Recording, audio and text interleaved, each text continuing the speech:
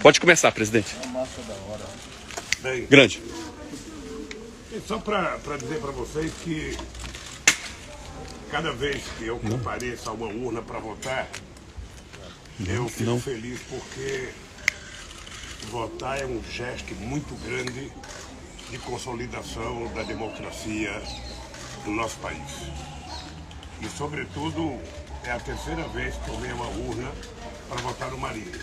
Votei nas duas primeiras vezes e vim votar nessa na expectativa de que o Marinho possa voltar a ser prefeito aqui na cidade de São Bernardo do Campo.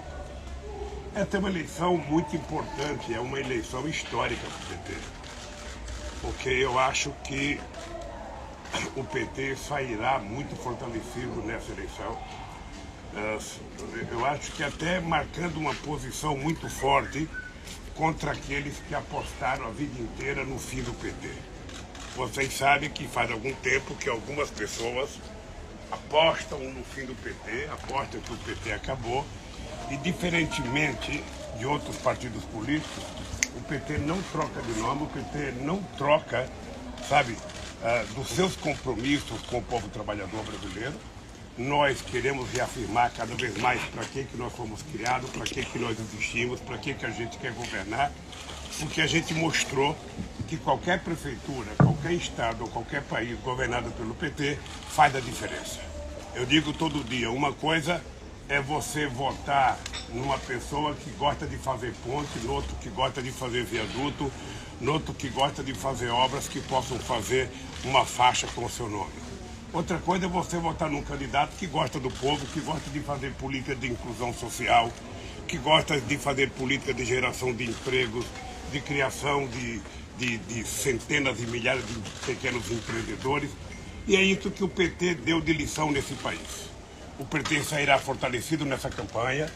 O PT vai fazer muitos prefeitos. Nós temos que comparar a campanha do PT de 2020 à campanha do PT de 2016, que foi o período mais massacrante que o PT passou em toda a sua história. Eu é com muito orgulho. A última vez que eu votei foi em 2016, não me deixaram votar em 2016. Então eu estou aqui com muito orgulho, cumprindo o meu dever de cidadão brasileiro, votando naquele que foi o melhor prefeito da história de São Bernardo do Campo. Eu cansei de ouvir de ex-prefeitos, do Demarque, do Dr. Maurício, de que, sabe, em 20 anos os prefeitos de São Bernardo não fizeram o que o Marinho fez pela cidade nos primeiros 4 anos do Marinho. Então, é com isso que eu queria terminar. Não sei se vocês têm alguma pergunta, sabe? E eu vou democratizar a entrevista para vocês falarem. Se bem que o Corinthians perdeu ontem, eu não estou de bom humor, sabe? Presidente, a Gleisi Hoffmann se encontrou essa semana com o Gilmar Tasso para pedir que ele indicasse o voto no gol. Você acha que o PT demorou, perdoa a fazer esse movimento? Por favor, eu tenho dificuldade de ouvir as perguntas quando vocês falam de máscara. Vou falar mais alto. Gleisi Hoffmann se encontrou com o Gilmar Tasso nessa semana para pedir que ele indicasse o voto no gol. Isso gerou algumas arestas ali no PT. Você acha que o partido demorou a fazer esse movimento? Não, veja, algumas pessoas do partido fizeram movimento sem depender da direção do partido. Você tem intelectuais do partido, você tem figuras importantes do partido que fizeram documentos de adesão ao Boulos bem antes da campanha começar. E nós temos que respeitar, porque as pessoas são livres para escolher os seus candidatos. A Gleisi apenas cumpriu o papel dela de presidenta do partido. Ou seja, ela foi demandada, ela foi procurada, ela fez o que ela deveria fazer como presidente, ela procurou quem? O candidato. E segundo as informações, ela disse para o candidato que dependia única e exclusivamente dele. Ninguém poderia dizer o que ele deveria fazer. Era uma coisa dele. Eu sou testemunha. E o Marinho participou da conversa com ela. Ela conversou com o presidente do partido e com o candidato. E o candidato disse, eu vou continuar candidato, eu vou continuar candidato. E isso era somente ele que poderia falar. Eu acho que foi uma atitude correta dela, sabe, de procurar o partido para discutir isso. E eu acho que foi uma atitude soberana dele de dizer que não ia retirar a candidatura. Presidente, quantas prefeituras será que o PT vai sair vencedor? Olha, eu não sei quantas prefeituras o PT vai sair vencedor. Nós vamos ter que esperar hoje, a partir das 17 horas, das 18 horas, quando abrir as urnas. Eu acho que nós vamos ganhar muitas cidades.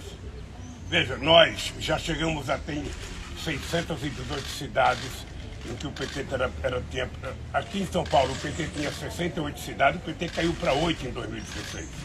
Eu acho que nós vamos recuperar muitas das cidades que nós tínhamos perdido e vamos ganhar outras cidades novas. No Brasil inteiro, a gente vai crescer em muitas cidades importantes. E eu acho que o que vai contar é que o PT teve a oportunidade de poder fazer uma campanha, fazer um discurso, não apenas pedindo voto, mas tentando mostrar duas coisas fundamentais.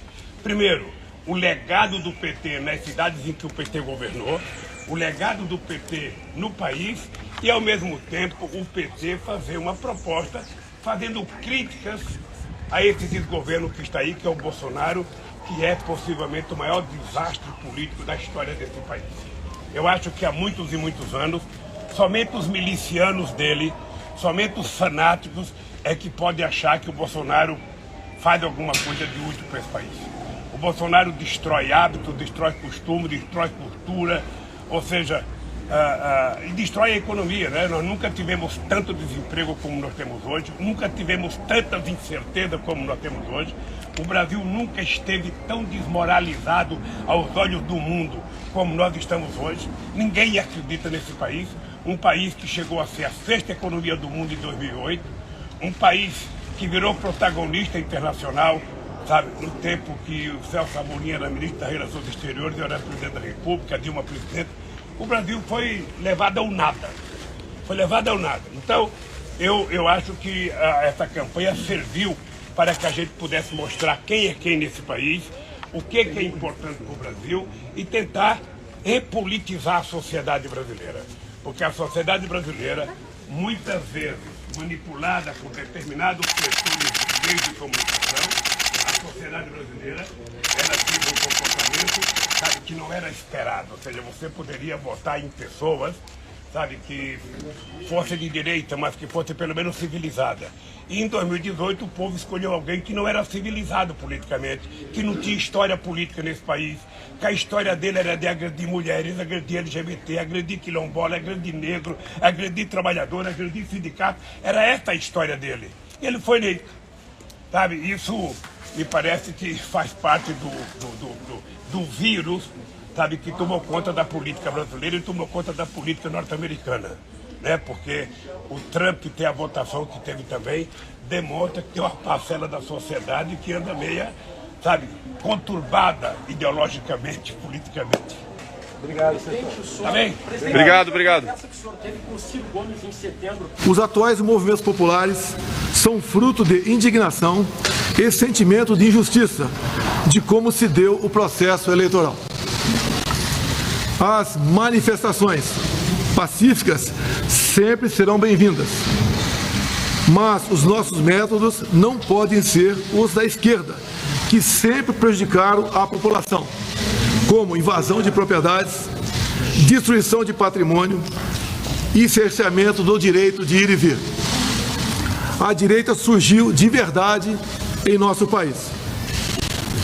Nossa robusta representação no Congresso mostra a força dos nossos valores: Deus, pátria, família e liberdade. Nossos sonhos seguem mais vivos do que nunca. Somos pela ordem e pelo progresso. Mesmo enfrentando todo o sistema, superamos uma pandemia e as consequências de uma guerra. Sempre fui rotulado como antidemocrático e, ao contrário dos meus acusadores, sempre joguei dentro das 4 linhas da Constituição. Enquanto presidente da República e cidadão, continuarei cumprindo todos os mandamentos da nossa Constituição.